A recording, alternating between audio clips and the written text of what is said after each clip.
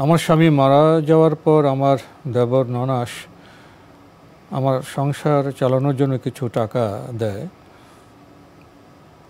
তাহলে আমাদের তিনজনের ফিতরা কি দিতে হবে?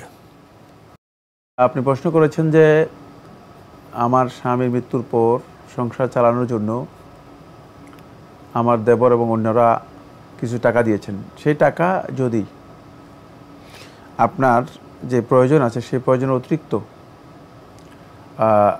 ঈদ উল ফিতরের দিন আপনার প্রয়োজনীয় খরচ যেগুলো আছে সেই খরচের বাইরে যদি আপনার কাছে অতিরিক্ত জমা থাকে, তাহলে অবশ্যই আপনি আপনার সন্তানদের সবাই ফিতরা আদায় করবেন, সদকাতুল ফিতর আদায় করতে হবে। এটাই হচ্ছে বিধান। যেহেতু সদকাতুল ফিতর হচ্ছে সদকাতুল আবদান, এটা হচ্ছে শরীরের সাদাকা, এটা হচ্ছে তুহরাতাল লিসাইম কওমাতাল লিল মাসাকিন, রোজাদারের পবিত্রতার উপায়, মাধ্যম।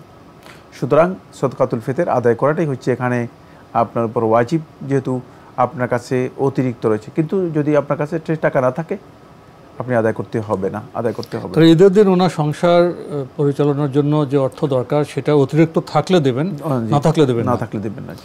আমরা বিষয়টি সম্পর্কে জানলাম। প্রিয় দর্শক, আরও একটি ইমেল পাঠিয়েছেন নিবিড় মাশফিক কুষ্টিয়া থেকে, লিখেছেন মসজিদের কোন স্থানে দাঁড়িয়ে মুয়াজ্জিন আজান দেবেন? মসজিদে আজান দেবে কেন? আজান দেওয়ার পদ্ধতি হচ্ছে মূলত আজান মসজিদের বাইরে দিবে অথবা মসজিদের দরজায় দিবে, মসজিদের দরজায় দেবে। এটা হচ্ছে আজানের সুন্নাহ। আজানটা মসজিদের ভিতরে দেবে না।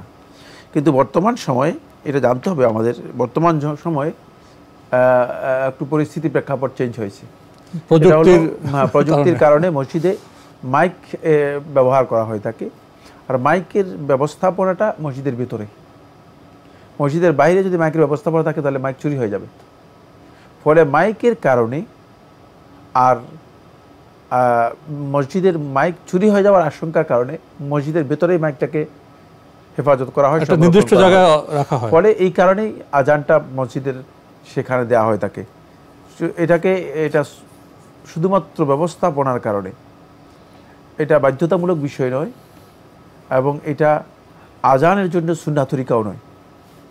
আর যেহেতু এখানে আজানের মাসলাহাতটা মানে আজানের যেই টার্গেট, যেই হাদফ, যে অবজেক্ট রয়েছে, গোল রয়েছে, সেটা এখানে মাইকের কারণে দরজায় দিলে যা হতো এর চেয়ে বেশি হচ্ছে। দরজায় দিলে আওয়াজটা যতটুকু যেত, এখন মাইকে দেওয়ার কারণে এর চেয়ে 3 গুণ বেশি হচ্ছে। মাইকটা যেখানে রাখা হোক না কেন, মাইক সিস্টেমের মাধ্যমে আওয়াজটা কমানো বাড়ানো যাবে, আওয়াজ অনেক দূরে চলে যাবে। এখন যেহেতু দরজায় দিলে আওয়াজটা মানে বেশি হবে, এই জন্য দরজা দেওয়ার মাসলাহাত এর চেয়ে মাইকের মাসলাহাতটা অনেক বেশি হওয়ার কারণে মাইক ব্যবহার করার মাধ্যমে যেহেতু এটা সাব্যস্ত হয়ে যাচ্ছে, সুতরাং এটা সুন্নাহ পরিপন্থী নয়। এটা সুন্নাহ পরিপন্থী নয়, এটা বৈধ কাজ এবং সুন্নাহ অনুমোদিত কাজ। যেহেতু পদ্ধতির পরিবর্তন হয়েছে, পদ্ধতি সময়ের সময় পদ্ধতি কী হতে পারে, পরিবর্তন হতে পারে। এখন মাইকে দেওয়া হচ্ছে, হয়তো এক সময় মাইকেও দেওয়া হবে না, মানে অন্য সিস্টেমে চলে আসবে, আমরা জানি না।